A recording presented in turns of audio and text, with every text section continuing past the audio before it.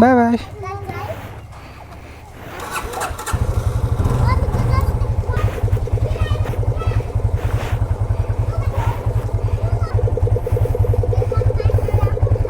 के रे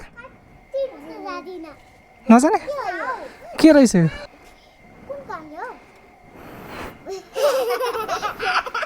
के रहेछ ल?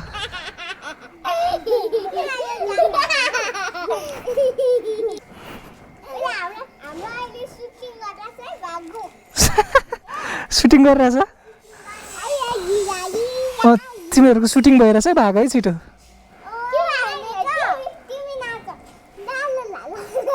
अब बाँकी सुटिङ भोलि गर्ने। बाबा जाने हो त बेसरसम्म है? त्यहाँ लड्ने होइन नि फेरि? कस्तो लाग्यो? मजा आउँदो रहेछ? यहीँसम्म जाने कि परैसम्म जाने? किन किन डराउनु हुन्न नि त नि? यस्तो खतरा मान्छे भएर डराउनु हुन्छ त? ए पख म ओह्रालिदिन्छु ल।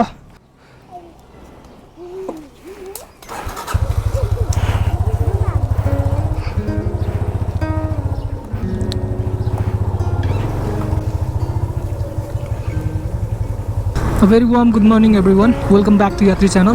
भर्खर एकछिन अगाडि पानी परेर रोकिया छ, so we are going for a next ride. एक्लै छु आज चाहिँ म, केटाहरू कोही पनि छैनन्। अहिलेको टाइममा चाहिँ हामी यो काठमाडौँ नजिक भएको ठाउँहरू चाहिँ घुम्दैछौँ बिस्तारै बिस्तारै। यदि तपाईँहरूसँग चाहिँ टाढा जाने टाइम छैन अनि नजिकको ठाउँहरू खोजिरहनु भएको छ भने चाहिँ मेरो रिसेन्ट भिडियोजहरू चेक गर्नु होला र कुनै ठाउँ मन पऱ्यो भने चाहिँ जानु होला। यदि तपाईँ काठमाडौँ भक्तपुर ललितपुरतिर बस्नुहुन्छ भने चाहिँ त्यो ठाउँहरू एकदमै नजिक पर्छ, नजिक पनि हुन्छ अनि बजेट फ्रेन्डली पनि हुन्छ। आजको हाम्रो डेस्टिनेसन भनेको चाहिँ एउटा भ्यू टावर हो। त्यो भ्यू टावर चाहिँ मुड्खु भन्ज्याङ भन्ने ठाउँमा छ, त्यही भएर त्यसलाई चाहिँ मुड्खु भ्यू टावर भन्छ। कोडेश्वरबाट चाहिँ वी आर टेकिङ लेफ्ट, सिधै गए पनि हुन्छ तर यताबाट जान्छु म चाहिँ।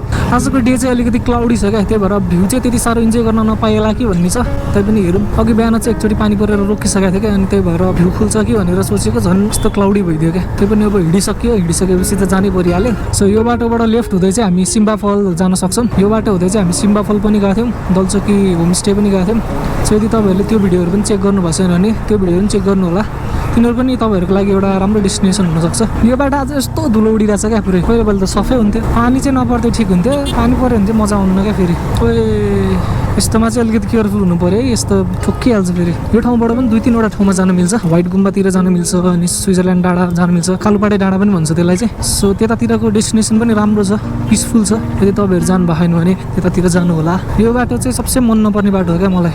नर्मल डेमा पनि ट्राफिक एकदमै हाई हुन्छ, जाम यस्तो धेरै हुन्छ, त्यसमाथि धुलो उड्छ, यस्तै हुन्छ क्या, गज्याङ गुजुङ क्या। Right now we are at Machha Pokhari चोकबाट चाहिँ हामी लेफ्टतिर लाग्छौँ। उताबाट आउने हो भने चाहिँ चाबेल हुँदै पनि आउन सकिन्छ। 2-3वटा बाटो चाहिँ होस्, तपाईँहरूलाई जुन सजिलो हुन्छ त्यहीबाट आउँदा हुन्छ। चाबेल हुँदै आउँदा पनि हुन्छ अनि अर्को सर्टकटहरू खोजेर अब आफूलाई जुन पाएको पर्छ त्यहीबाट आउँदा हुन्छ।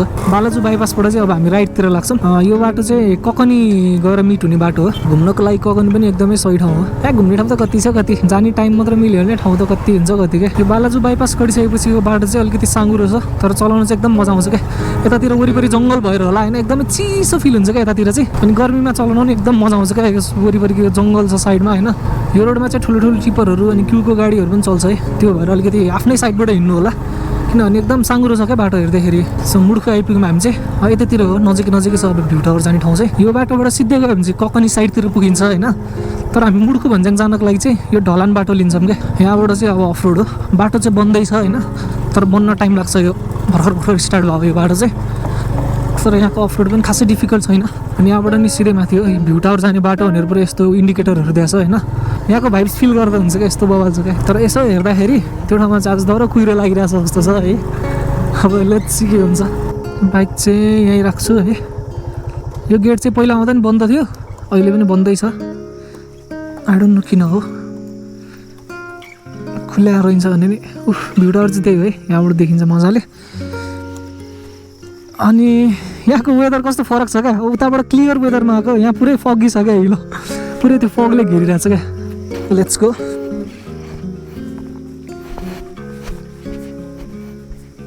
देखिन सकिन्छ ठाउँ चाहिँ कस्तो पिसफुल छ भनेर। अलिकति घाम लागेर खुल्यो भने चाहिँ मजाको भ्यू देखिन्छ माथिबाट। तर अब बादलले ढाक्यो भने चाहिँ त्यति राम्रो भ्यू चाहिँ देखिन सकिन्न है। This is the view tower. पहिला चाहिँ एकदम फ्री थियो अरे क्या यो छिर्नलाई, तर पहिलापालि चाहिँ एकदमै ट्राफिक एकदमै धेरै भएर क्या एकैचोटि त लकडाउनको टाइममा चाहिँ त्यो हुनाले चाहिँ टिकट काउन्टर खुलेको छ यहाँनिर चाहिँ। सो त्यही 10-15 रुपियाँ टिकटको लाग्छ होइन चढ्नलाई चाहिँ। तर राइट नाउ अहिले चाहिँ पुरै लक लागेको रहेछ है। यताको भ्यू देख्न सकिन्छ अलिअलि, त्यस्तो साह्रो क्लियर छैन। यता चाहिँ पुरै फगी वेदर भएर पुरै छेक्या छ, तर यो वेदर पनि सही छ क्या। If I got every word perfectly weighted on a thin piece of paper, would it make any difference? Would it change for the better if I wrote you a poem, if I posted a letter?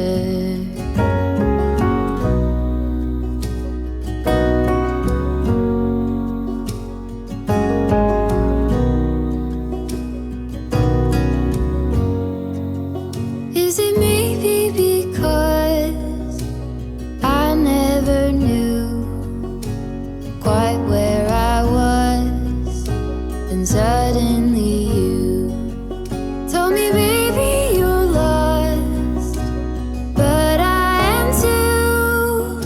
Whatever the cost, we'll make it through. Tell me you're the one for me now, 'cause what am I supposed to do? If you are not the one for me, then tell me now what I could do.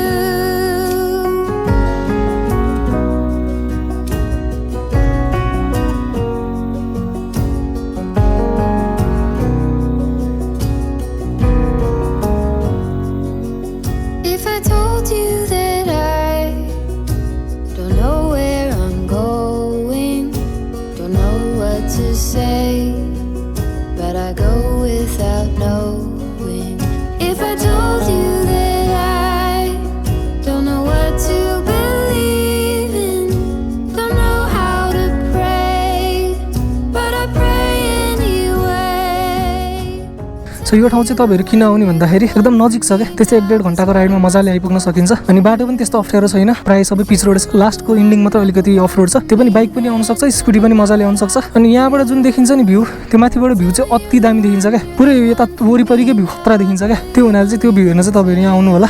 अनि यो टपमा पुगेपछि चाहिँ एकदम मिठो हावा चल्छ क्या, हुन्छ नि हावा चलिरहेको हुन्छ क्या, चिसो हावा। त्यो कुरै छोड्यो भने त्यो हावा फिल गर्न चाहिँ तपाईँहरू यहाँ आउनु होला। जस एकदम सर्ट टाइममा आउन सकिने अनि एकदमै इकोनोमिक ठाउँ पनि हुन्छ यो होइन। खर्च पनि धेरै लाग्दैन, 10-15 रुपियाँको टिकट हो। काठमाडौँ, भक्तपुर, ललितपुरमा हुने साथीहरूको लागि चाहिँ this could be a good place. आएर ह्याङआउट गर्न नि मिल्यो। अनि यतातिर खाजा खाने ठाउँ पनि दामी छ क्या, रिसोर्टहरू टन्नै छ, गयो फिल गऱ्यो। अनि यही बाटो हुँदै उता ककनीतिर पनि जान मिल्छ।